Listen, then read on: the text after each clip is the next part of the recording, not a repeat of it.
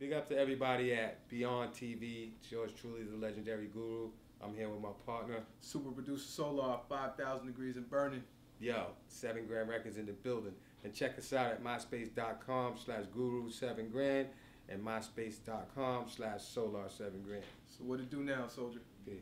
I know you said you've known each other for 6 years, but at what point were you like, hey, you got beats, you know, I like your style, I like your style, like, let's make it happen, like, was it the music, or was it the business, or? You want to answer that, or?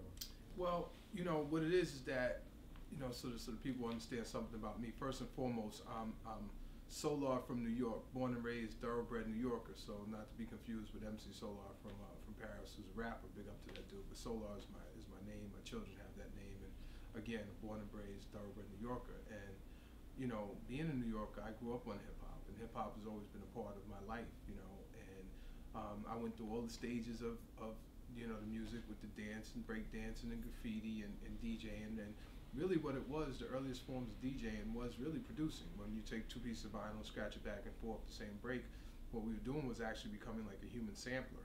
So that was the beginning of my interest musically to hip hop, and I always kind of stuck to that and stayed evolving with it with drum machines and samplers, but something I did for pleasure, and I did for socialization and, you know, to socialize with my peeps, and just something that I really had to express myself musically, but not how I made my living or livelihood.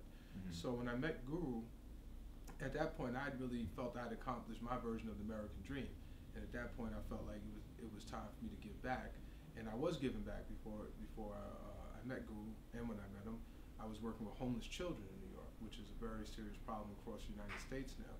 And Guru, when we met, was in a tough place with his situation. So really we were two people that were really kind of not having fun at that point. Like, business was getting him down.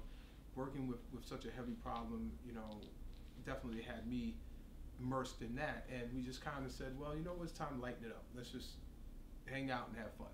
You know what I mean? And of course, him being the icon Guru gave us access to all the parties and clubs in Manhattan, so we could get in trouble every night, pretty much. Every night it was something else to go find to get in trouble.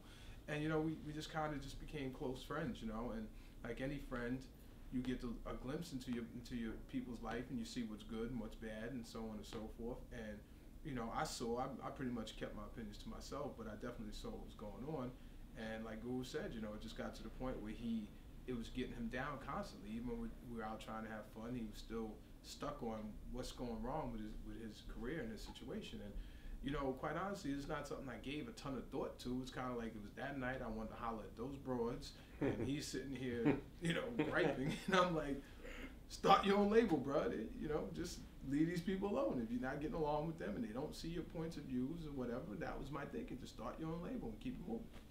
And I went over there to get with them broads, and you know, he called me back, you know, 2 days later. He called me and said, peace, guys, you know, I'm gonna do that. I'm like, do what?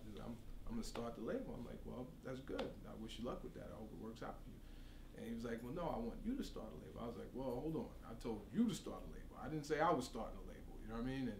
But at the same time, I thought about it, and being a New Yorker, I was there. This is approximately around 2002, 2003. I could see where the bling era had taken hip hop, and I'm a big fan of the golden era myself, and I really felt that the bling era interrupted that era because it just took it somewhere else, and it just interrupted something that probably could have kept going and become very great. And even now, traveling the world, I see the impact of the golden era, and I see younger generations that weren't even around embracing something that they wasn't even around for this. That shows how devoid what's out there now has become. So that just played into the thinking, and then 7 Grand became the evolution of that, a label that's going to tap into the roots of hip-hop, tap into the history of hip-hop. You know, there is no going back to the past, but that's why we named the album Back to the Future. There is a way of bringing it updated.